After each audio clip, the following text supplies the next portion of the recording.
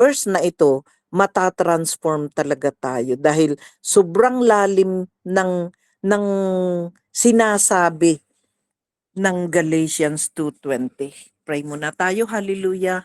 Almighty loving Father, in the name of Jesus, Lord, we worship you, we glorify your holy name, Panginoon ko, Lord.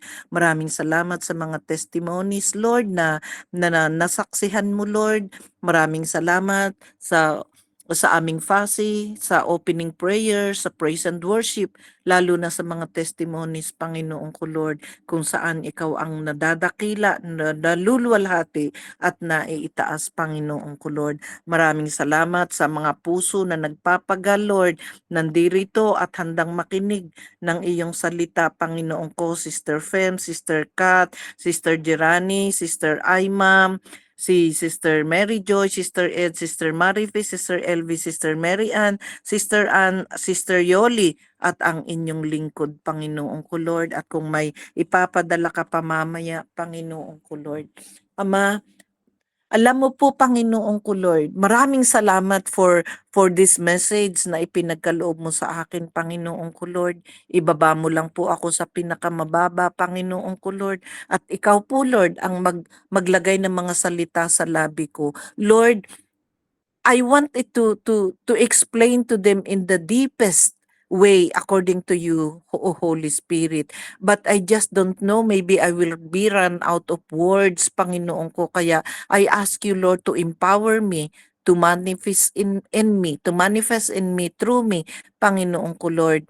And I will just follow your lead, O Holy Spirit, because I know that this is all about you, Panginoon ko, Lord, because you want us to be dependent on you, Holy Spirit, and you want us to walk according to you, with you, in you, because you are living inside of us. The triune God, sabi mo nga, Lord, sa John chapter 14, Panginoon ko, Lord, sa John chapter 14, Lord, verse 20, 21, and 23, Panginoon ko, and even on the verse 12, Panginoon ko, you want us to do the works that you've been doing because you're going to the Father. That's why you have given us the power and authority. And not only that, Lord, it is you yourself is living inside of us, O Lord. Ikaw, Abba Father, ikaw, Panginoong Jesus, at ikaw, Panginoong Holy Spirit, ang nananahan sa amin. And tonight, Lord, I am nothing without you. Maraming salamat, Lord.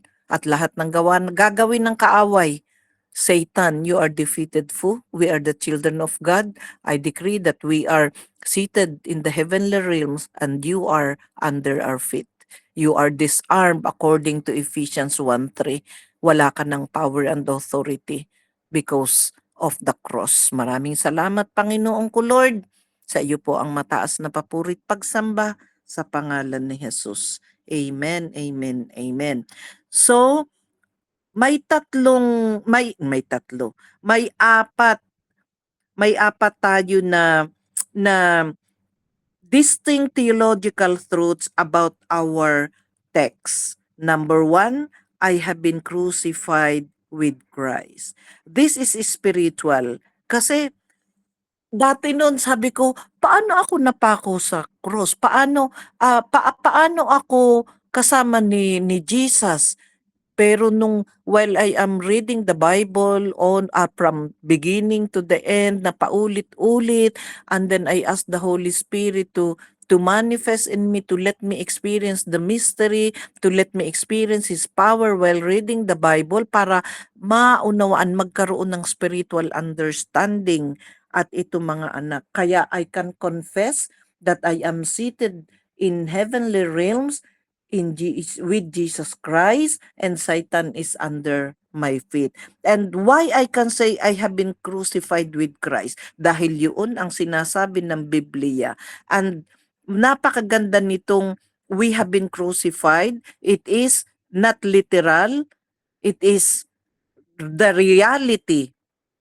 Dahil tayo in the spirit realm has been crucified. Kahit na hindi pa tayo ipinapanganak, nung napako sa krus ang Panginoon at namatay, kasama na niya tayo. It means that when Jesus died on the cross, He paid the penalty for your past sins. So wala na yung nakaraan natin, wala na yung mga kasalanan natin dahil nahugasan na, naipako na sa krus at nahugasan na ng banal na dugo ng ating Panginoon. So by trusting in His sacrifice, your old, proud, and self-reliant nature is spiritually put to death. Dapat hindi na tayo mayabang, yung self-reliant, dapat wala na tayo. We will not depend on ourselves anymore. We will not depend on our own understanding dahil yun naman ang sinasabi ng salita ng Diyos. Kundi tayo ay bago na.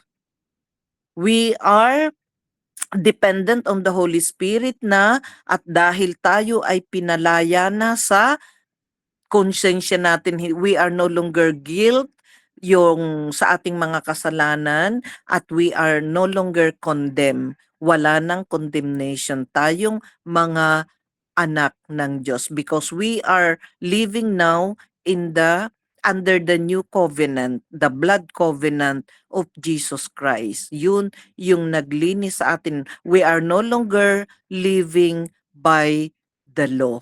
Kasi yung law, yun yung kaya nga sabi ni Jesus, 'di ba? I come to the earth, he became human to abolish the law. So yun yung number one na biblical truth I have been nakahulugan kung bakit we are crucified with Christ. Number two, it is no longer I who live, but Christ lives in me. Eto, sobrang lalim nito. Paano mo masasabi na hindi na ako ang naninirahan or nakatira sa katawan lupang ito? This describes your new identity. Bago na kasi yung identity natin. It doesn't mean your physical existence ends or your personality is erased. Hindi nangungahulugan na wala na yung physical existence natin kasi buhay pa tayo at hindi naman kayang i-erase yung personality natin, yung mga character traits natin. Kaya nga tinatransform ni Lord, rather the Holy Spirit takes residence, naninirahan inside you, inside each of us ang Holy Spirit. Ang ating primary motivation, pangunahing motivation natin, yung direction and strength is no longer come from our own human effort, but from Christ living through you. Ito yung nung mineditate ko ito mga anak, how could I say it is no longer I who live in this body? Alam nyo kung ano yung itinuro sa akin ng Holy Spirit? Isinurrender ko yung buong katauhan ko, puso, isip at kaluluwa ko. I renounce myself na nag-groaning ako. I have been groaning for hours and hours and hours and hours. Kasi sabi ko, Lord, hindi ko alam yung mga sinasabi ko pero grabe. I renounce myself, oh Lord. I renounce myself, I renounce my will, I renounce my dreams, I renounce my plans, I renounce na lahat na related kay Victoria Aceron Morota. That is my maiden name, mga anak. Kakayan is from my husband. Lord, I renounce it at ibinabalik ko sa iyo yung katawan lupang ito, Lord. At patawarin mo ako kung sinalaula ko ito for the longest time because I don't know that this body is your temple. It is a holy temple because we are the temple of the Holy Spirit, 1 Corinthians 6:19, at tayo ay church. 'Di ba? Tayo yung kingdom. Nasaan ba ang kingdom ng Panginoon? Tayo pala, ito palang katawan natin, yung kingdom ng Panginoon na ano yung lumalabas, anong tumatakbo sa five senses natin, 'di ba? Yung isip, salita at gawa, yun lagi yung nagiging root ng kung bakit nagkakasala tayo, 'di ba? Yung pagiging judgmental natin. So, paano mo sasabihin? Tanungin mo nga ang sarili mo. Tanungin ninyo ang mga sarili niyo, mga anak. Kaya ko ba na itakwil yung sarili ko at hayaan ang Holy Spirit na siyang manahan sa akin? Ako ay every day and night, mga anak, I renounce myself. I I offer my whole body, heart, mind, and soul as a living sacrifice na sinasabi sa Romans 12, di ba? Do not conform to this world. And then sa second, ano sinabi? Offer your body as a living sacrifice. So, isa yan sa mga katanungan na malalim na kayo lamang ang makakasagot. Tingnan natin kung ano ba ang sasabihin ng Holy Spirit sa inyo kapag isinorender ninyo fully, completely ang inyong mga sarili, lalo na yung ating buhay. So, number 3, the life I now live in the flesh, I live by faith. By faith tayo sa ating Panginoon na umibig sa atin, the Son of Man, the Son of God, who loved us and gave Himself. Grabe, binigay niya yung buhay niya. Daily living requires an ongoing reliance on Jesus. Yes, yung araw-araw nating pamumuhay daw requires ng pagiging reliance natin sa ating Panginoong Hesus. Pagre-rely, yung ating pag-asa sa Kanya, na ipanapaubaya na natin yung flesh refers to your everyday life in the physical world. Living by faith means trusting continually in God's grace rather than trying to earn His approval through rule keeping or personal perfection. Ano sinasabi natin? Sa palagay mo ba you're living by faith? Ay gusto mong i-please si Lord sa gawa? Nababurn out ka na sa dami ng ministry mo, pero hindi mo alam. Ang hinihintay pala ng Panginoon, ikaw, yung oras mo, sa Kanya mo ubusin, sa Kanya mo igugol. Kaso busy ka sa buhay, sa mundong ito ang dami mong gagawin. Kaya ang kaya mo lang ibigay kay Lord, 15 minutes. Lord, I praise you. Maraming salamat sa maghapon, Lord. Maraming salamat. Bantayan mo po ako sa pagtulog. O wala na. Good night. Love you, Lord. Yun, mga anak, yung issue natin kasi may kanya-kanya tayong katuwiran. Ako, it's just by grace, yung kaya ko lang nagawa ito dahil mga anak, kung ang mga anak ko'y nag-aaral pa, kung katulad din nung dati for the longest time of my life na hindi ko kayang isurrender fully yung sarili ko is because of my children. Naintindihan ko kayo, mga nanay. Pero ngayon, bakit ako ni Lord pinahinto sa trabaho? Because gusto niya na masolo ako. Na-addict ako sa Kanya, sa presensya niya, araw-araw na divine encounter, ang daming fresh revelation, ang dami kung saan-saan niya ako pinapasyal, para akong baliw kahit mag-isa lamang ako. That is the power of the Holy Spirit kapag nagbabad ka sa Kanya. You will no longer be the same person again.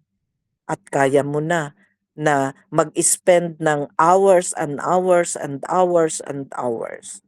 Hindi ko sinasabi, mga anak, na gawin din ninyo or pilitin kayo dahil yun ay yung complete surrender na. May mga katuwiran kayo. Ako kasi, mga anak, wala na.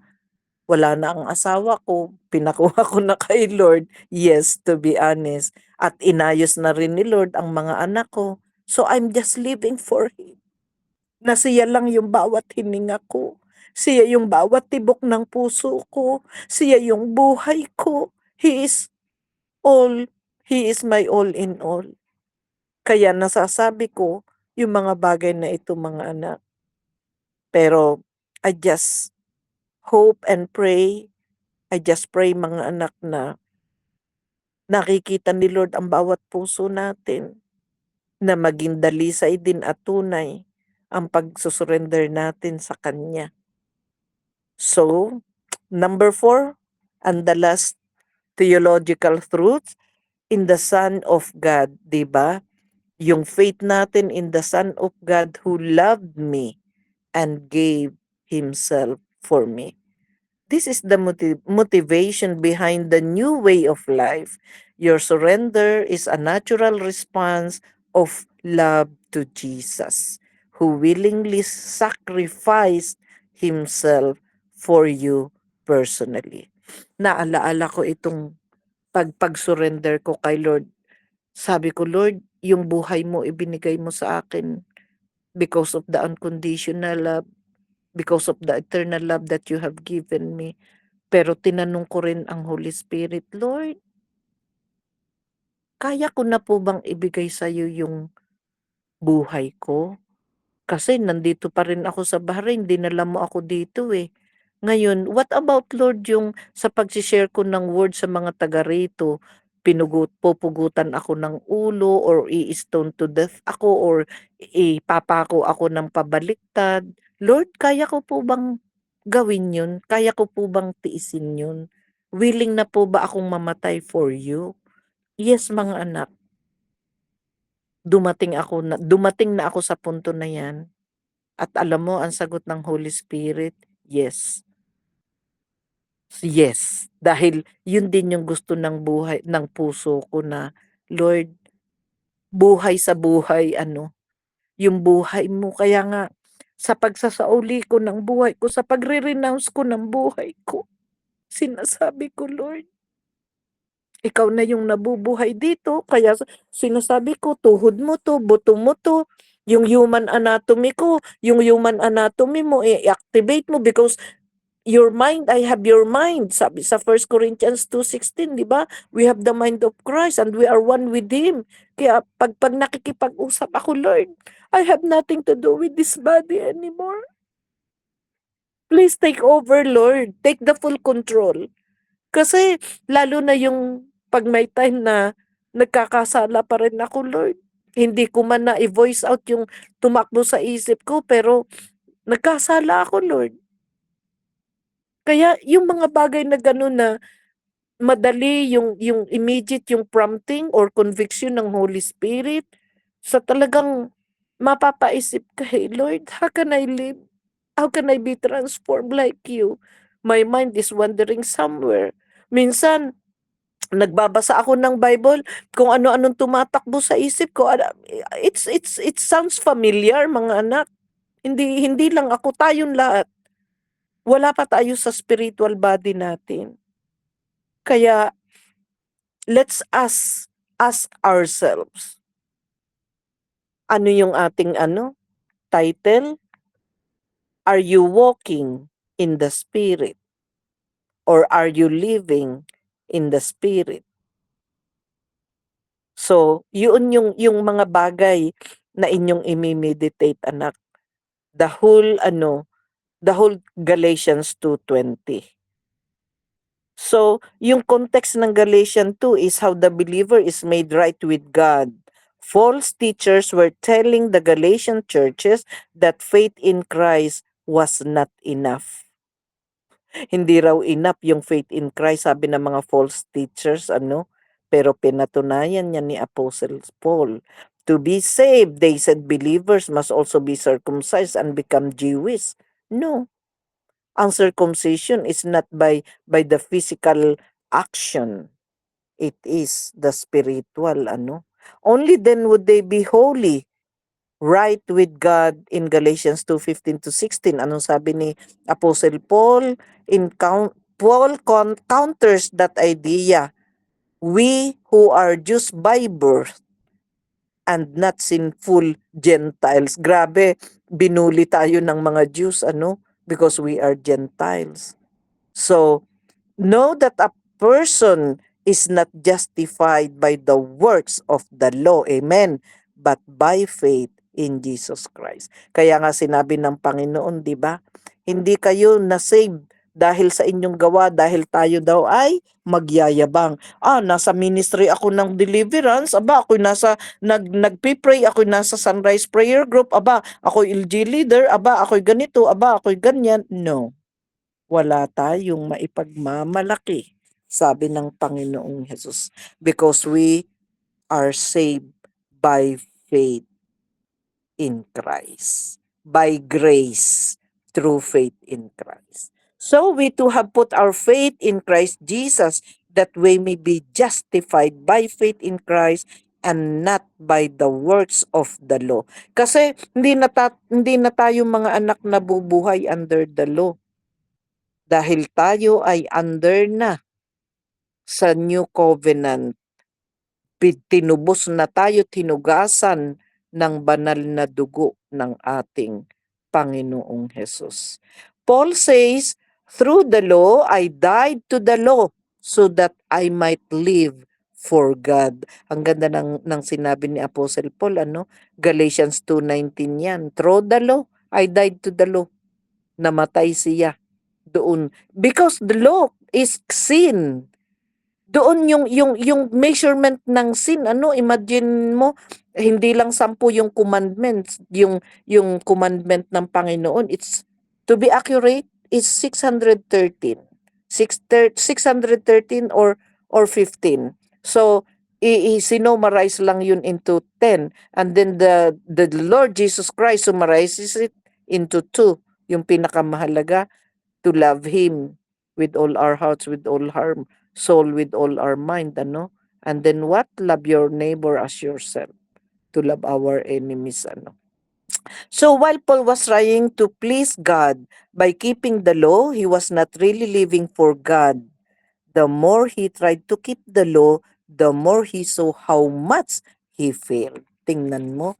Kasi nga, doon sa law, kaya ibinigay yung commandment na marami, huwag kang papatay, huwag kang makiapid, do not give false witness kapag nasa court, or kapag may dinidiscipline, marami out of 10. So sabi nga ng Bible, 'di ba, kung hindi mo magagawa ang isa, lahat 'yun ay na-violate mo na. Kaya napakalalim ng ating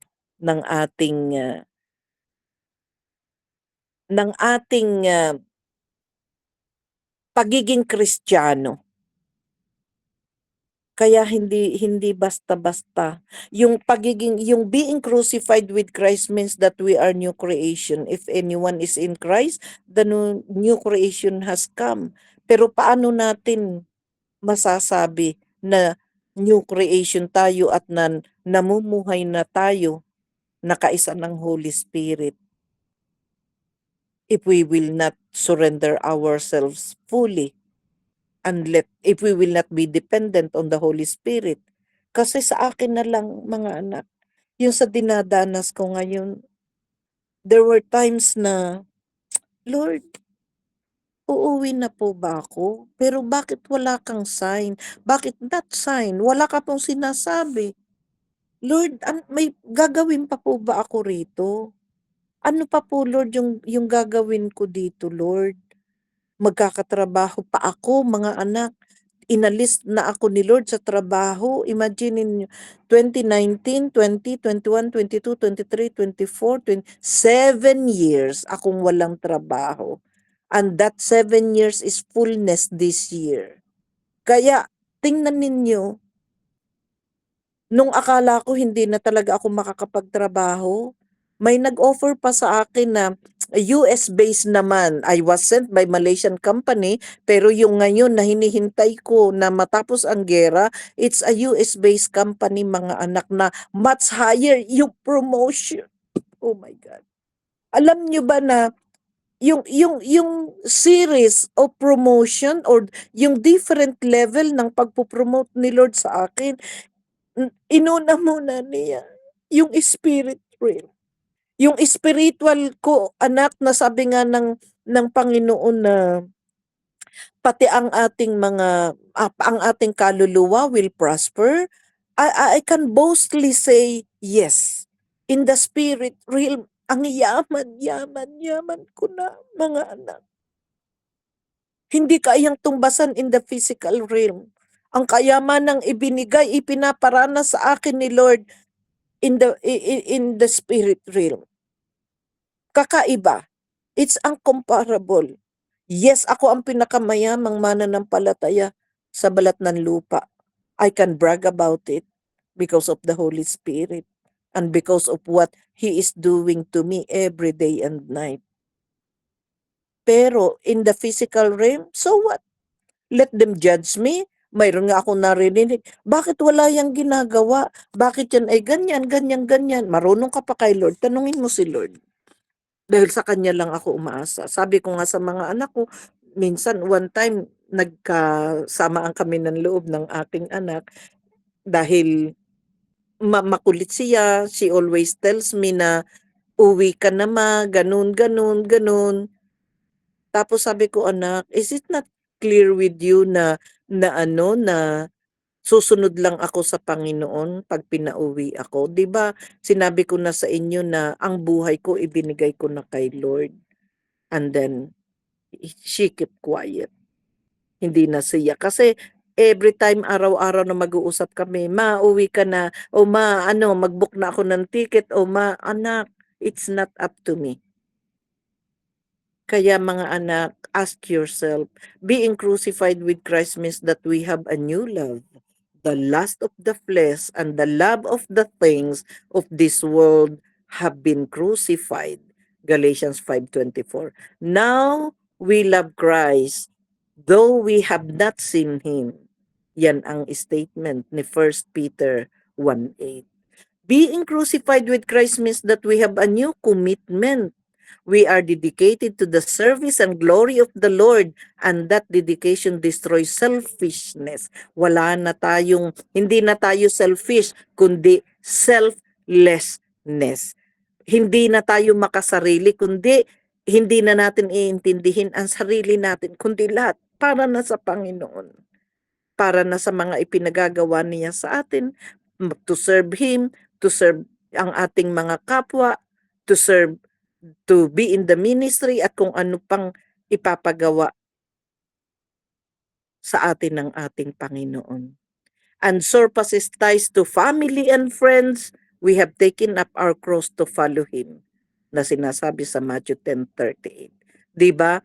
Kapag we have taken up the cross and followed Him, anong sabi ng anong sinabi ng Hebrews 12? Nasa Matthew din ito, mga anak. If you love Christ more than me, you are not part of me. If you love your parents more than me, if you love your children more than me, you are not part of me. So, tanungin nga natin ang sarili natin.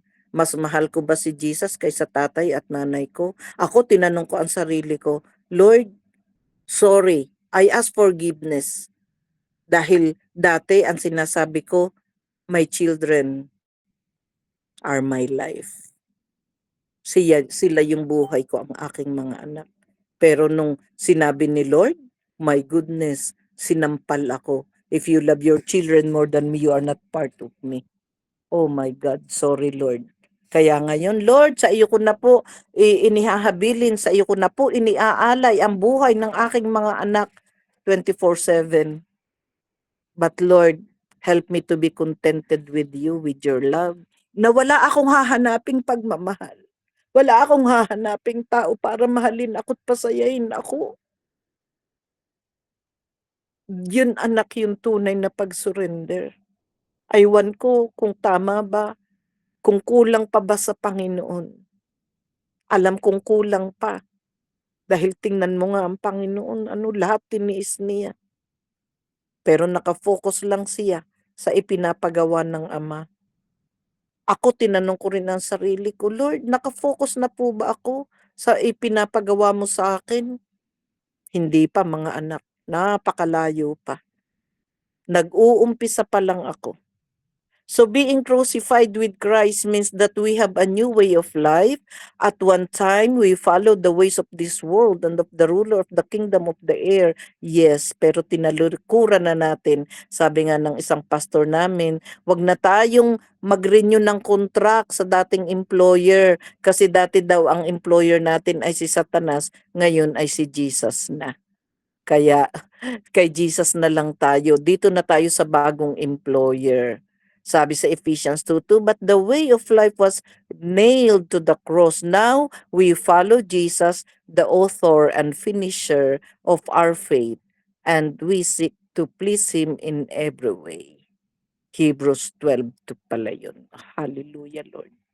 Kaya mga anak, ang conclusion, in short, Galatians 2:20 tells us how we escape the penalty of sin to live a life that pleases God. Knowing that we are crucified with Christ should give us great encouragement in our Christian walk. We have the power to say no to sin and yes to God. Hallelujah. So ito yung ating takeaway, na tayo ay nakaligtas na sa kaparusahan ng ating mga kasalanan at tayo ay namumuhay na. Ang buhay natin ay to please God, to please Jesus Christ.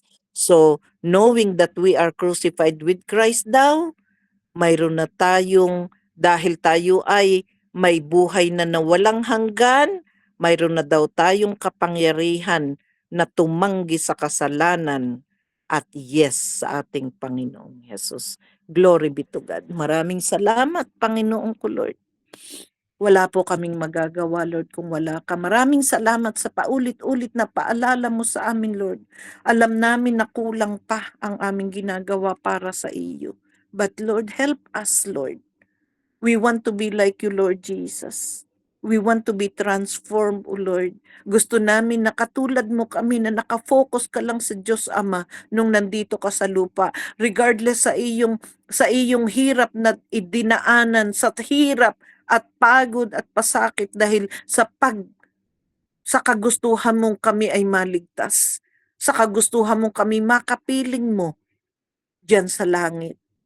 Panginoong Hesus, iniaalay ko po sa iyo ang buhay ko. And on behalf of Sister Mary Joy, Sister LB, Lord, Sister Marifi, Sister Ann, Sister Yoli, Sister Girani, Sister Fem, Sister Kat, Sister Ed, Sister Aimam, Lord, ialay natin mga anak ang ating sarili sa ating Panginoon, tulad din ng pag-aalay ng kanyang buhay sa atin. Dahil ang pag-ibig niya ay hindi magbabago noon, ngayon at magpakailanman. Purihin ka, Panginoon. Sa iyo po ang pinakamataas na pagluwalhati, pagsamba sa pinakadakila at pinakamakapangyarihan mong pangalan. Maraming salamat, Panginoong Diyos Ama, Panginoong Diyos Anak, Panginoong Banal na Espiritu. In Jesus' mighty name we pray. Amen, amen, amen. Back to you, Fasi.